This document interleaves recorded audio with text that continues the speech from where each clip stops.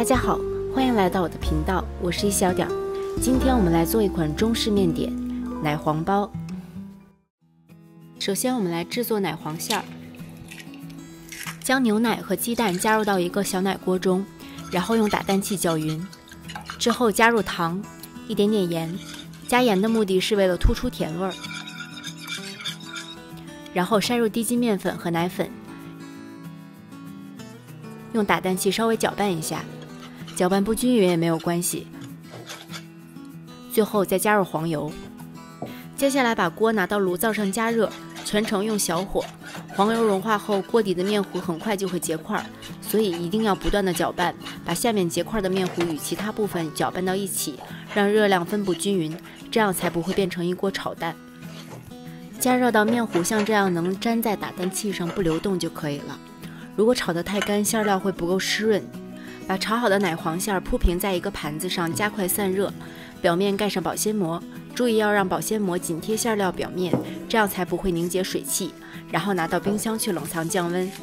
馅料冷却到不烫手之后，将其分成15份，每份大约20克左右。然后把每份馅料搓成小球，盖上保鲜膜防止变干，放在一旁备用。接下来我们来制作面团，将水用微波炉加热20秒。然后加入酵母化开，水温不要超过40度，以免把酵母烫死。在面团中加入少许油，可以使做出来的面皮更柔软，凉了也不会变硬。今天我们使用1次发酵来制作面团，通常做馒头或者面包我们会进行2次发酵。第1次发酵主要有2个目的，一是让酵母通过消耗单糖来繁殖，二是让面粉在酶的作用下释放风味。通过2次发酵的面团更能突出面皮的风味，组织也更均匀。但是如果想要最终成品拥有光滑的表皮，需要在1次发酵之后通过长时间的揉搓来排净面团中的气体，比较耗时耗力。而奶黄包内馅的味道比较浓郁，面皮的味道影响不大，用1次发酵的方法在家制作更加省时省力。面团成团后继续揉10分钟，将面团揉到表皮光滑、比较柔软的状态。然后搓成长条，如果动作比较慢，可以把一半的面团盖好，拿去冰箱冷藏，减缓它发酵的速度。把余下的面团切成每个30克大小的剂子，然后用保鲜膜盖好，防止变干。取一个剂子，用像这样向内折的方式揉一圈，这样可以使面团更紧绷，蒸出的包子比较立体，不容易走形，而且表面比较光滑。然后光面向下擀成一个外圈薄、中间厚的圆皮，案板上尽量不要撒太多面粉，不然一会儿不好收口。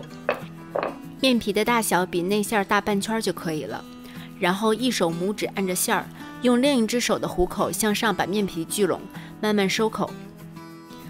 这种方式包出来的奶黄包表面没有褶皱，比较漂亮。如果使用包包子的方式，底部会有比较大的褶子。最后把收口朝下，用手整理搓圆，放入笼屉中，下面垫一张烘焙纸防粘。如果没有烘焙纸的话，可以在笼屉上刷一些油防粘。然后盖上盖子，防止包子表皮变干。包子包好后醒发30分钟，当看到体积增大1.5倍，按一下表面，凹陷处能缓慢的回弹就可以了。冷水上锅蒸，在水加热的过程中，包子还会继续膨胀。如果你觉得你的包子长得已经很大了，可以开水上锅蒸，以免发酵过度。大火将水烧开，上气之后转中火，蒸12分钟。12分钟之后关火，先不要打开盖子，焖10分钟左右，让热气散尽，以免面皮因为热胀冷缩和蒸笼内外压差而导致回缩。掰开看一下里面的内馅儿，奶香气十足，甜度也刚刚好，外皮十分暄软。1次发酵操作简单，成功率高。喜欢吃奶黄包的朋友，不妨自己在家尝试做一下。